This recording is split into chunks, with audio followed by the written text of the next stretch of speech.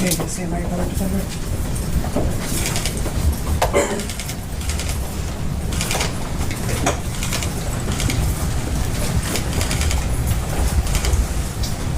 Good morning, Mr. Hinton. Good morning. He said good morning, Judge. He's very soft-spoken. Okay, all right. Thank you. All right, anything as to probable cause? Your Honor, we'll waive probable cause this morning. I have submitted designations for John Kennedy and Timothy Bicknell. They will be the attorneys of record handling Mr. Hinton's case. I'll be handling the arraignment this morning. All right, thank you. Mr. Prosecutor, or anything as to bond? Wait, as to bond, Your Honor, thank you. Your Honor, we understand this is a very, very serious, very terrible charge that Mr. Hinton is facing. He has but he does not have a history, Judge. He has no felonies in his record.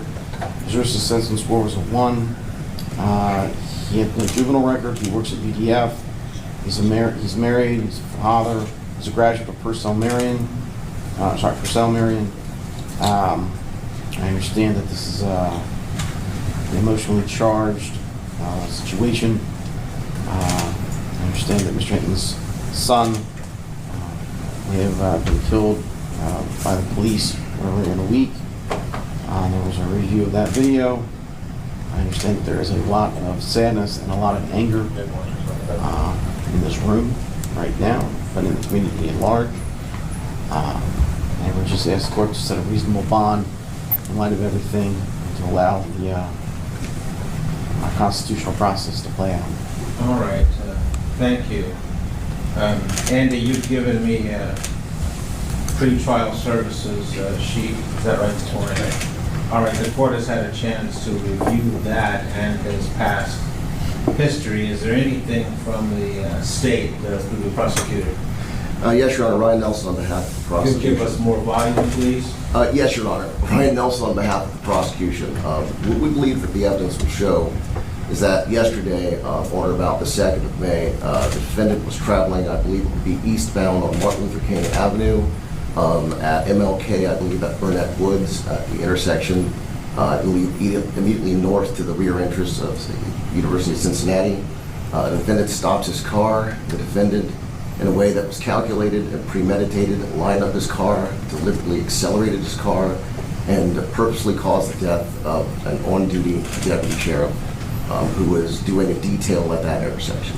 As such, we are going to be seeking indictment for aggravated murder, and we would request, in accordance with ORC 2937-222, for a no bond hearing. That rule requires that hearing be set within 3 business days, so we are seeking to set that date on the 6th of May of 2025, that would be next Tuesday. For those that have been following this case or even heard about it, I'm sure you are somewhat aware, at least, of the divisive results that have come from not the verdict or anything, but just the fact that the crime happened, and the layers that are attached to it. And I do, because we live in this country, on this planet, okay, I understand the nature of the people that I live on this planet with. I do get why it is like that, but I don't agree with it. Anyhow, one thing I want to address right off the bat, okay, this father, he really did his son a big disservice, okay, and really just made him look like he comes from a lineage or a father, and let's say father, that does not respect authority, does not respect the law, and will take matters, whether justly or not, into his hands and harm other people that have nothing to do with the initial situation. And that's what happened, okay? We understand, and I don't know the full details. I did see the video of his son, the shooting that that caused his son to not be alive at the hands of the Cincinnati police officers. And whether you agree with the shooting or not, the fact that the father who we see here decided to take his anger and his emotions out on an innocent person. Okay, that's the thing. And it would never be justified to get this kind of retaliation, but I think he would have a bit more sympathy if he actually got the officer that took his son's life. Not that that would have made it any more right. Hear me out. But I think the sympathy of the public would have been a little bit more in his favor because he got the one that pulled the trigger. But this officer that he stole the life of, this officer was retired, first of all. He was doing traffic detail. He was, not doing anything. He may very well have been unaware of what happened with this. He may have not even heard about it. We don't know. Maybe he did. But he definitely was not present. And who knows? Maybe he didn't even support the act of this man's son being taken. We'll never know. But this father decided, okay, well, I'm going to take matters into my own hands and take out with a vehicle, an officer, innocent officer that is working traffic detail. So 100% wrong, okay? That's my take on it. 100% wrong. They are seeking the death penalty from what I understand. And I wouldn't be surprised if he gets it.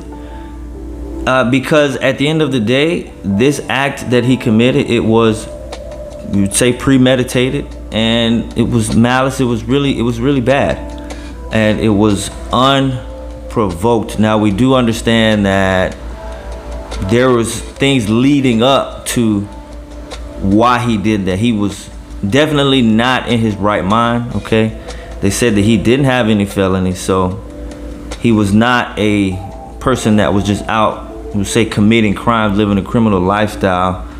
He was married, he had his family, he was working wherever they said he was working. So he kind of snapped, he lost it. And I've never had an experience where I snapped or lost it. So I can't speak from that perspective. I would only hope that no matter what scenario I would ever find myself in, I would exercise some good judgment, reason, and logic, and think about the consequences of my actions before I do them. But I don't have any kids. That's another thing. So I can't. I'm going to say that I can't speak from the perspective of a parent that lost a child, and or even speak to the nature of a father's love for their child. I can't say that I can grasp that fully. I can say that my mother, if something happened to my mother, I would probably be very tempted to crash out, but I know my mom would not want me to do that, so I would really do my best to not do something stupid. And at the end of the day, he would have done his son a greater justice by doing the right thing, going about it the legal route, seeing if his son was unjustly taken out, and then going through the steps to make sure that everyone that participated in that act faced the ultimate consequence, which is maybe life in prison if they were unjustly, if their actions were unjust. But this is sad to say, this is the result of reacting emotionally, and this is a prime example of why we should never act out of pure unchecked, unvetted emotion, because you end up really crashing out, and now not only is your son gone, but you're gone. Your wife, she's out there by herself now, probably gonna divorce you. I'm not sure if he had any other children, but if he does, they're gonna grow up without their father from henceforth.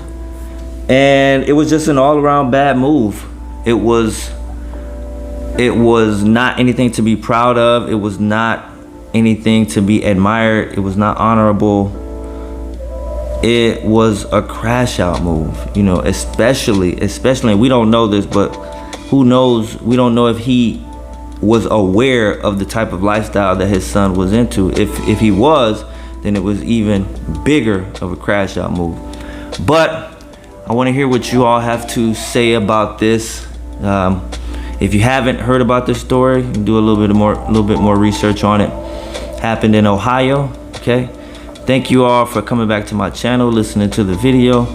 Drop me a like, comment on the video, subscribe to the channel, and until next time, I'll see you all soon.